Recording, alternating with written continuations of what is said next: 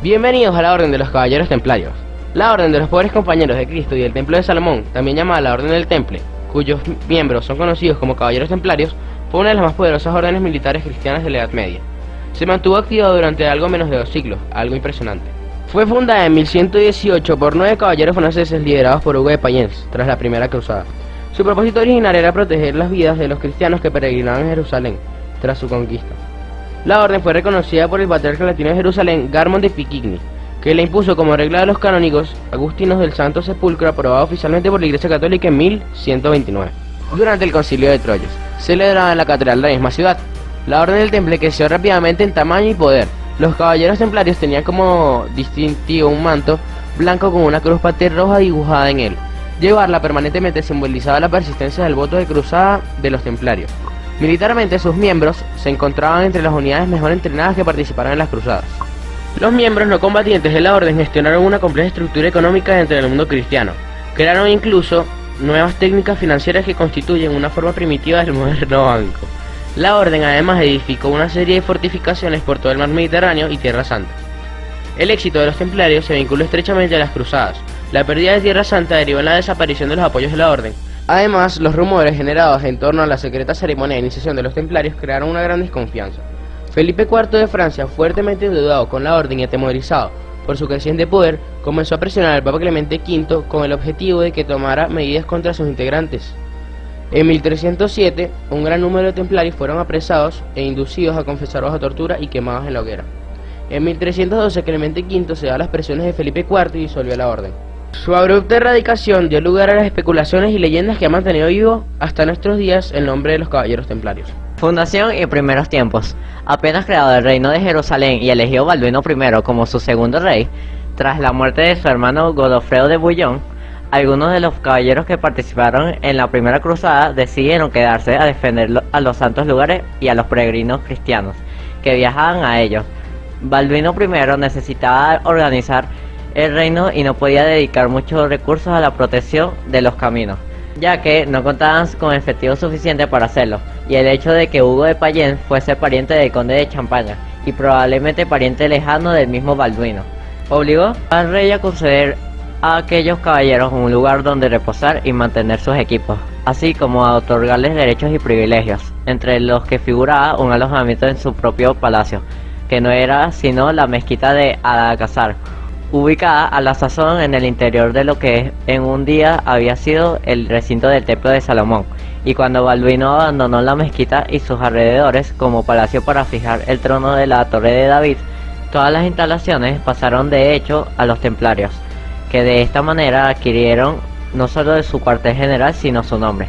Además, el rey Balduino se ocupó de escribir cartas a los reyes y príncipes más importantes de Europa, a fin de que prestaran ayuda a la recién nacida orden, que había sido bien recibida no solo por el poder político sino también por el eclesiástico, ya que fue el patriarca de Jerusalén la primera autoridad de la iglesia que la aprobó canónicamente. 9 años después de la creación de la orden de Jerusalén, en 1129 se reunió el llamado Concilio de Troyes, que se encargaría de redactar la regla para la recién nacida orden de los pobres caballeros de Cristo.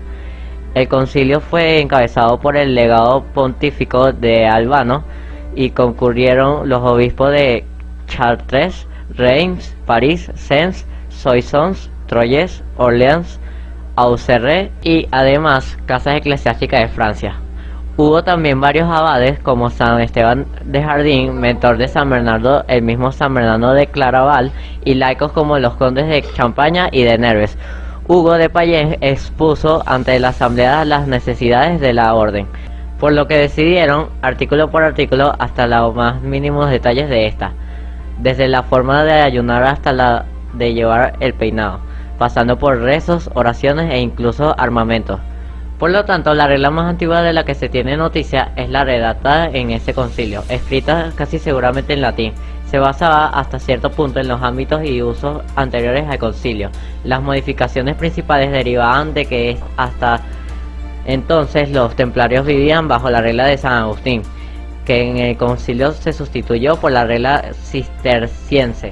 o sea, la de San Benito pero modificada, y que profesaba San Bernardo. La regla primitiva constaba de una acta oficial del concilio y de un reglamento de 75 artículos.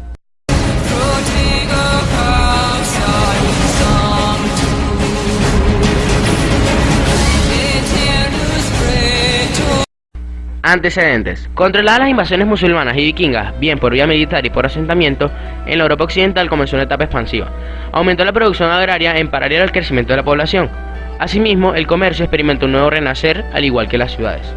La autoridad religiosa, matriz común en dicha religión y única visible en los siglos anteriores, había logrado introducir en el belicoso mundo medieval ideas como la paz de Dios o la tregua de Dios, que dirigían el ideal de la caballería hacia la defensa de los débiles.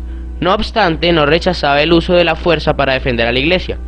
Ya el pontífice Juan VIII a finales del siglo IX había declarado que aquellos que murieran en el campo de batalla luchando contra el infiel verían sus pecados perdonados. Es más, se equiparían a los mártires por la fe. Existía pues un arraigado y exacerbado sentimiento religioso que se manifestaba en las peregrinaciones a lugares santos, habituales en la época. A principios del siglo XI, Roma fue paulatinamente sustituido como lugar tradicional de la peregrinación por Santiago de Compostela y Jerusalén.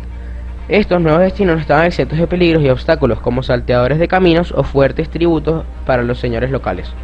Pero el sentimiento religioso unido a la esperanza de aventuras y fabulosas riquezas en Oriente sedujo a muchos de los peregrinos que al volver a sus hogares relataban sus penalidades. El pontífice Urbano II, tras asegurar su posición al frente de la Iglesia, continuó con las reformas de su predecesor Gregorio VII. La petición de ayuda realizada por los bizantinos, junto con la caída de Jerusalén en manos turcas, propició que en el concilio de Clermont, en noviembre de 1095, Urbano II expusiera ante una gran audiencia los peligros que amenazaban a los cristianos occidentales y a las vejaciones a las que se veían sometidos los peregrinos que viajaban a Jerusalén. La expedición militar propuesta por Urbano II pretendía también rescatar a esta ciudad de las manos musulmanas. Dicha expedición militar culminó con la conquista de Jerusalén en 1099 y con la constitución de territorios latinos en la zona, los condados de Edesa y Trípoli, el Principado de Antioquia y el Reino de Jerusalén, donde Balduino I asumió ya en 1100 el título de rey. Historia por territorios. En Aragón, la orden comienza su implantación en la zona oriental de la península ibérica en la década de 1130 en 1131. El conde de Barcelona, Ramón Berenguer III, pide ingresar en la orden en 1134. El testamento de Alfonso I de Aragón cede su reino a los templarios, junto a otras órdenes como los hospitalarios o la del Santo Sepulcro. Este testamento sería revocado y los nobles aragonenses, disconformes, entregaron la corona a Ramiro II, aunque con numerosas concesiones a las órdenes para que renunciaran, tanto de tierras como de derechos comerciales, en Castilla y en León. Los templarios ayudaron a repoblar zonas conquistadas por los cristianos, creando asentamientos en los que edificaban ermitas, bajo advocación de mártires cristianos, como en el caso de Hervas, población del señorío de Béjar. Ante la invasión almohade, los templarios lucharon en el ejército cristiano, vencieron en la batalla de las Navas de Tolosa en 1212 junto a los ejércitos de Alfonso VIII de Castilla, Sancho VII de Navarra y Pedro II de Aragón. En 1265 colaboraron en la conquista de Murcia, que se había levantado en Arrogas. En recompensa recibieron Jerez de los Caballeros, Fregenal de la Sierra, el Castillo de Murcia y Caravaca. En Portugal, los templarios serían una orden bien asentada en Portugal. Entran en tiempos de la condesa Teresa de León, de la que reciben el castillo de Souré en 1127. A cambio de su colaboración en la Reconquista, en 1145 reciben el castillo de Logroiva, por su ayuda a Alfonso Enríquez. En la toma de Satarén, en 1147, reciben el castillo de Cera, cerca de Tomar, que se convertiría en una sede regional. Tras la bula papal ordenado su disolución, los reyes portugueses cambiaron el nombre de la orden en Portugal por el Orden de Cristo, aunque sus sustanciales diferencias respecto a la orden del templo original, sobre todo en cuanto a las reglas, votos y forma de elección de los cargos. En Inglaterra, Escocia e Irlanda. En Inglaterra, país muy unido a Francia, dado que en la época el rey inglés era a la sazón duque de Normandía y señor de numerosos feudos franceses, la orden estuvo presente desde sus inicios. Aunque su presencia no se extendió como en Francia, fue de vital importancia, tanto territorial como políticamente. De hecho, Ricardo Corazón de León fue fue un benefactor de la orden y uno de sus magnates, hasta el punto de que su escolta personal de la compañía Templarios, y que a su muerte fue enterrado con su hábito. Asimismo, Guillermo el Mariscal, considerado el mejor caballero de su época, les tuvo mucha simpatía. En Polonia, los templarios no tuvieron presencia en Polonia hasta el siglo XIII, cuando el príncipe Silesio Henryk Brotati les cedió propiedades en las tierras a Olawi y Liechtenstein. Más tarde, Władysław les donarían Misoy Wicca. Y Watz, el príncipe polaco Przemysław II de Polonia, les entregaría a Zaplinek. La orden llegaría a tener en Polonia al menos 12 comendadores, que según algunos historiadores pudieron ser hasta 50, a pesar de su lejanía de Tierra Santa y del Mediterráneo, que era el centro de la orden. En Polonia llegaría a haber entre 150 y 200 caballeros, mayoritariamente de procedencia germánica. El número de caballeros polacos es difícil de estimar. Tras su disolución, la inmensa mayoría de ellos se pasaron a la orden de los caballeros hospitalarios o a la de los caballeros teutónicos. El fin de los templarios. En otros países europeos las acusaciones no fueron tan severas y sus miembros fueron absueltos, pero a raíz de la disolución de la orden, los templarios fueron dispersados, sus bienes fueron repartidos entre los diversos estados, y la orden de los hospitalarios. En la península ibérica pasaron a la corona de Aragón en el este peninsular, de Castilla en el centro y norte, de Portugal en el oeste y a la orden de los caballeros hospitalarios. Si bien tanto en un reino como en otro surgieron diversas órdenes militares que nos recuerdan a la disuelta, como la orden de los frates de Cáceres o de Santiago, Montesa en Aragón, Calatrava o Alcántara, a las que se les concedió la custodia de los bienes requisados. En Portugal el rey Dionisio les restituye en 1317 como Milita Christi o Caballeros de Cristo, asegurando así las pertenencias, por ejemplo el castillo de Tomar, de la orden en este país. En Polonia los hospitalarios recibieron la totalidad de las posesiones de los templarios. Después de que el Papa dio la orden por disuelta, en Portugal los templarios cambiaron su nombre a Caballeros de Cristo, y algunos supervivientes en Francia pudieron haber escapado a lugares como Suiza o Escocia, y a otros reinos y señoríos aledaños. Actualmente se encuentra en los archivos secretos del Vaticano el pergamino de Chinon, que contiene la absolución del Papa Clemente V de los templarios, aun cuando este documento tiene una gran importancia histórica, pues demuestra la vacilación del Papa. Nunca fue oficial y aparece fechado con anterioridad a las bulas Vox in Excelso y Ad Providam y Considerantes, donde se procedió a la disolución de la orden y a la distribución de sus bienes.